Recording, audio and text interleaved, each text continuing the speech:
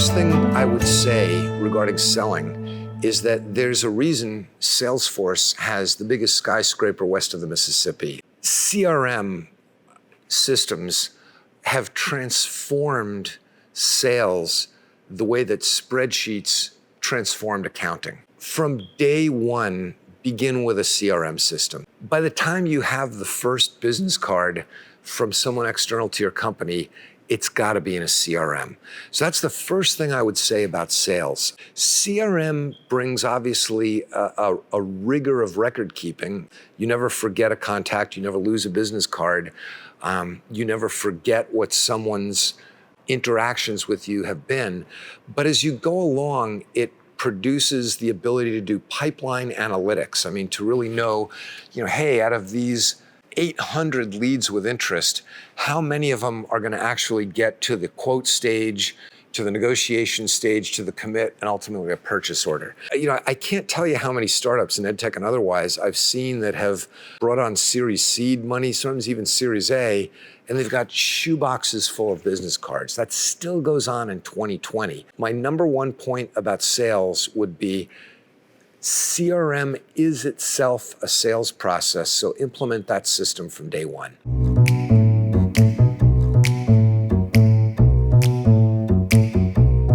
To get a little bit more down to earth, sales is about relationships.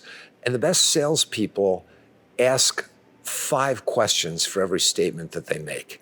And that ability to create a dialogue between our company and the educators, and that dialogue should mainly be questions from our side, that's profoundly important. So empathetic salespeople who can produce an emotional connection, and in 2020, they need to do that through, at best, a Zoom call, and often just email or a LinkedIn message or a phone message. That's crucial. The ability to have salespeople with voices that humans respond to is really important. You almost should just tape people speaking and play it back when the people you're interviewing aren't there, and decide, who do I enjoy listening to? Which conversation do I want to keep rolling and expanding? As much as the technology of CRM is crucial, that empathetic connection is profound too.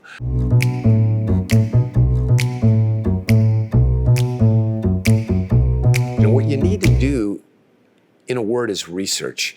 You need to be entering dozens of people and hundreds of paragraphs of information into your CRM about the entity that you're looking to make a sale to, maybe even before you talk to anyone there. What's the history of the district? What are the newest schools in the district? What are the demographics of the district? What percentage of students in the schools are on free and reduced lunch programs? What percentage of students are English language learners? This is stuff your whole sales team needs to know cold before the first time you get on a call with them. So it's called high ground and observation. It's called, reconnaissance. And it means you do the research a priori and know what you're doing and know more about them than they could possibly imagine you knowing. And you may even ask questions that you know the answers to, just to get the dialogue going. Every education system is different. The standards are not nationwide. There's a couple of them that are. The Texas Essential Knowledge and Skills Standard is very different than what Florida Department of Education uses. And you need to learn about all these things because these are incredibly complex ecosystems. They have influencers, they have factions, they have sources of funding that vary wildly from state to state. And the beauty of it is that since it's all public information, you can simply sit there, hopefully with good posture and a big cup of black coffee, and work through this thing on a screen from morning till night and do your homework. That's the most important thing you can do in sales.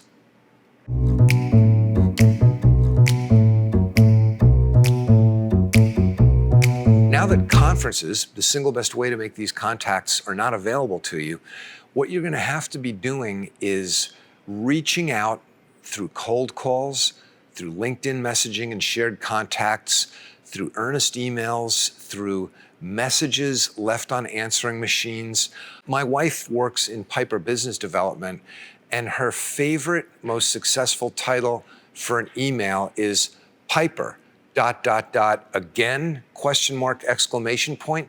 And she'll use this after she's had 5 or 6 attempts to reach someone. And that pathos and humor will often allow her to power through and get a connection. She's heard more often than not, hey, you gave me the only laugh of the morning. And she has variations on it too. But a sense of self-effacing humor is something that you've got to have.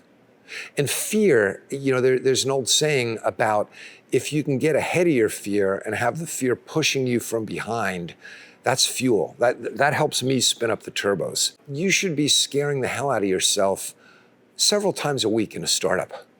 Not losing sleep over it, but that sort of thing where, oh my God, then you go do the thing that you're worried about and you feel like you did something and you say, okay, what else in the back of my mind is gnawing at me?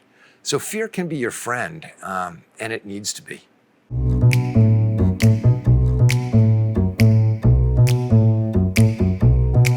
If you're an engineer, like I am, you'll understand what I mean when I say that to an engineer, optimism is imagining that you can begin to foresee even most of the ways that the system you're developing will fail. My sister is an incredibly cheerful, positive person and a 30-year engineer at Marshall Space Center in Alabama.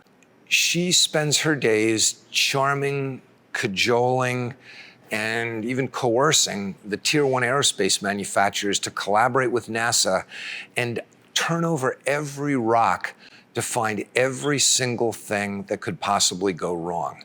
And it's a mindset to be positive and optimistic and consistent and keep the energy high when what you're basically doing is fighting fear. You're dealing with some very terrifying things. At Piper, if we fail, maybe some products get sent back. There's not really any safety issues with our kits, but maybe a lesson isn't very successful.